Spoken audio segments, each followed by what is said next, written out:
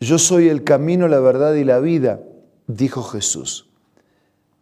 Por eso nos encontramos todos los días necesitados de un camino, de una verdad y de una vida.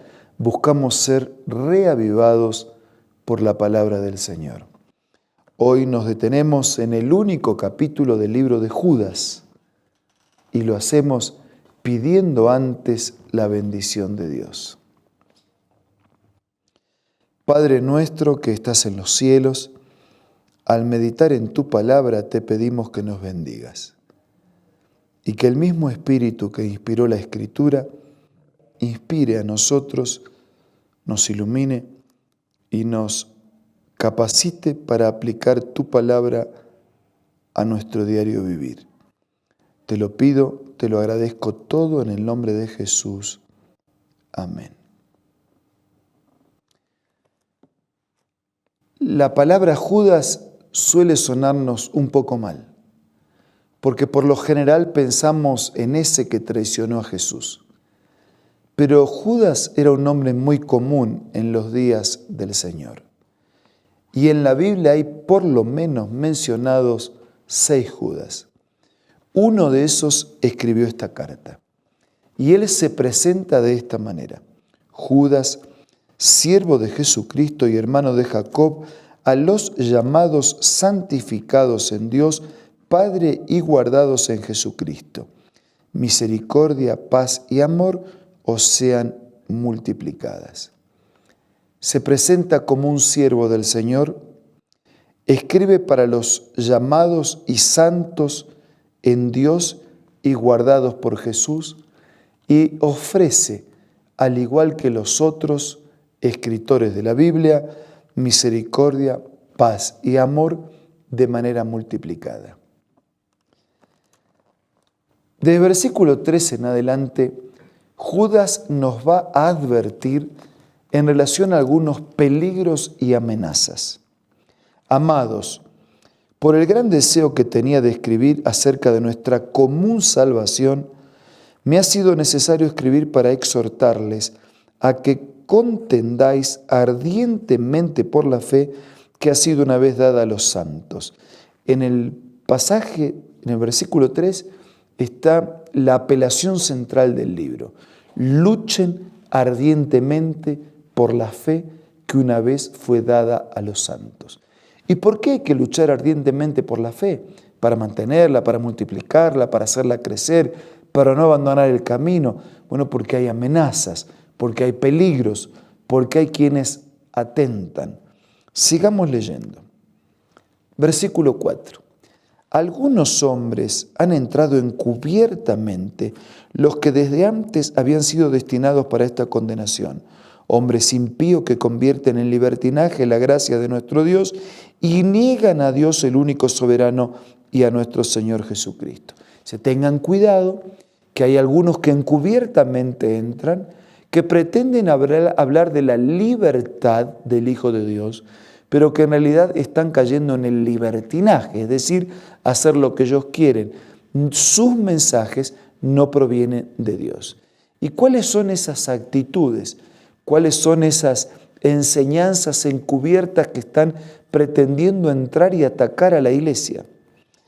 Versículo 5. Quiero recordarles, ya que una vez lo habéis sabido, que el Señor, habiendo salvado al pueblo sacándolo de Egipto, después destruyó a los que no creyeron y a los ángeles que no guardaron su dignidad. Así que, en primer lugar, dice, los encubiertos que ingresan son iguales a la incredulidad de Israel. Israel fue incrédulo y por eso tuvo que perecer en el desierto. Esos enemigos, esos peligros, esas amenazas, dice, son como la indignidad de los ángeles en el cielo, porque abandonaron su propio hogar y Dios los ha guardado bajo oscuridad en prisiones eternas para el juicio del gran día. Tercer peligro. También Sodoma y Gomorra y las ciudades vecinas, las cuales de la misma manera que aquellos habiendo fornicado o ido en pos de vicio contra la naturaleza, fueron puestas, por ejemplo, sufriendo el castigo del fuego eterno. Los que atentan son la incredulidad, son la indignidad, son el liberalismo de Sodoma y de Gomorra, que ya fue quedado como un ejemplo de castigo de fuego eterno. No es que el fuego va a arder para siempre, porque el fuego arde hasta que se termina lo que hay para consumir, pero las consecuencias son eternas. Sodoma y Gomorra nunca más. No obstante, de la misma manera también estos soñadores mancillan la carne, rechazan la autoridad y blasfeman de los poderes superiores. Versículo 9. Pero cuando el arcángel Miguel luchaba con el diablo, disputándole el cuerpo de Moisés, no se atrevió a proferir juicio de maldición contra él, sino que dijo: el Señor te reprenda. Pero estos blasfeman de cuantas cosas no conocen, y en las que por naturaleza conocen, se corrompen como animales irracionales. Cuidado con la blasfemia.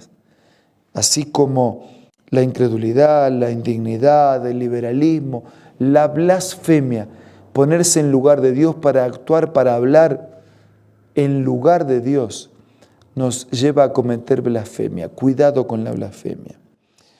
Desde el versículo 11 en adelante hay otros peligros que amenazan. Hay de ellos porque han seguido el camino de Caín. ¿Cuál era el camino de Caín? El secularismo. Se lanzaron por lucro en el error de Balaam. ¿Cuál fue el error de Balaam? El asalariado, el negociar con la religión y con las cosas espirituales. Y perecieron en la contradicción de Coré. ¿Cuál fue la contradicción de Coré? La rebeldía contra Dios. Versículo 2. Estas son manchas en vuestros ágapes que comiendo sin vergüenza alguna con vosotros se apacientan a sí mismos. El egoísmo, se apacientan a sí mismos. Nubes sin agua, llevados de acá para allá por los vientos, árboles otoñales sin frutos, 2 veces muertos y desarraigados. Son fieras ondas del mar que espuman su propia vergüenza. Son estrellas errantes para las cuales está reservada eternamente la oscuridad de las tinieblas. Egoístas, materialistas, profesionalismo, conformismo, exitismo. Cuidado con todo eso. Atenta contra la fe y ustedes tienen que luchar ardientemente para mantener la fe. De estos también profetizó Enoc, 7º desde Adán, diciendo: vino el Señor con su santa decenas de millares para hacer juicio contra todos y dejar convictos a todos los impíos de todas sus obras impías que han hecho impíamente y de todas las cosas duras que los pecadores impíos han hablado contra él. Dice: no, pero ya estaba profetizado desde los días de Enoc que el Señor iba a venir, que iba a intervenir, que iba a hacer justicia. Cuidado con los murmuradores, con los quejumbrosos, que andan según sus propios deseos, cuya boca habla cosas infladas, adulando a las personas para sacar provecho. Hasta aquí las amenazas, los peligros. De aquí en adelante, el escritor Judas ahora va a hablar de las fortalezas, de las bendiciones, de los recursos de Dios para que luchemos ardientemente en la defensa de la fe. Pero vosotros, amados, tened memoria de las palabras que antes fueron dichas por los apóstoles de nuestro Señor Jesucristo, los que decían: en el último tiempo habrá burladores que andarán según sus propios malvados y deseos, son los que causan divisiones, viven sensualmente y no tienen el espíritu. No se preocupen por ellos, pero eso sí, ustedes, amados, edificando sobre vuestra santísima fe, la fe, orando en el Espíritu Santo, el Espíritu Santo. Versículo 21, conservaos en el amor de Dios, esperando a la misericordia de nuestro Señor Jesucristo para vida eterna. Perseverancia. A los que dudan, convenzan. A los otros, salven, arrebatándolos del fuego, y de otros tened misericordia con temor, desechando aún la ropa contaminada por su carne. ¿Cuáles son las fortalezas? ¿Cuáles son los recursos del cielo para fortaleza de nuestra fe, para mantener la fe, para luchar ardientemente por la fe? Por lo menos 6. Resumo: fe, oración, Espíritu Santo, amor, esperanza y perseverancia. Y así termina este breve libro, pero con un mensaje impactante. Aquel que es poderoso para guardarlos sin caída, para presentarlos sin mancha delante de su gloria con gran alegría, al único y sabio Dios, nuestro Salvador, sea la gloria y la majestad, el imperio y el poder, desde ahora y por todos los siglos. Amén. Ahora vamos a hablar con Dios en la oración.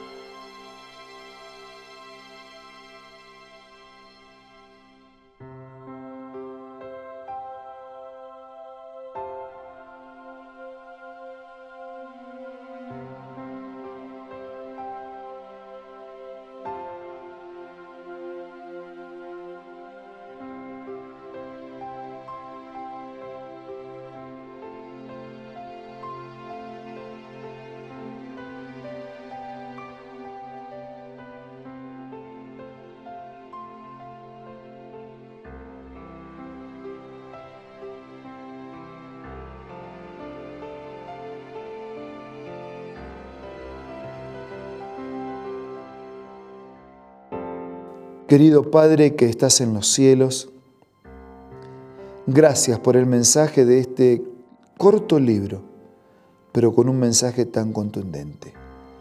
Ayúdanos a luchar ardientemente por la fe, a enfrentar a los enemigos de la fe y vencer.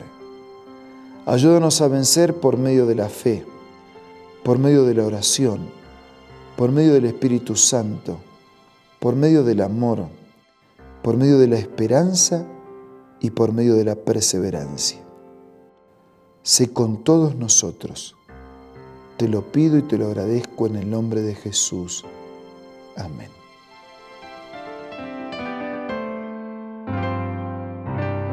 La Biblia, la palabra de Dios, es una carta donde nuestro Creador expresa su amor hacia la humanidad.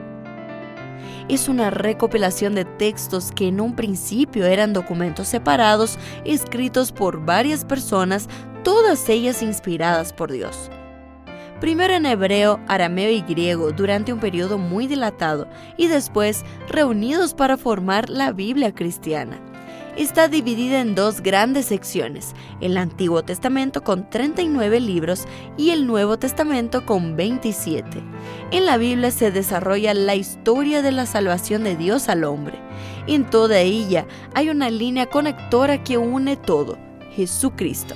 No olvides descargar también el aplicativo Reavivados por su palabra y sigue la secuencia de su lectura. La Biblia es la palabra de Dios. Gracias por su amable compañía de hoy y de siempre. Nos reencontramos mañana, si Dios quiere, para iniciar nuestro estudio del maravilloso libro del Apocalipsis.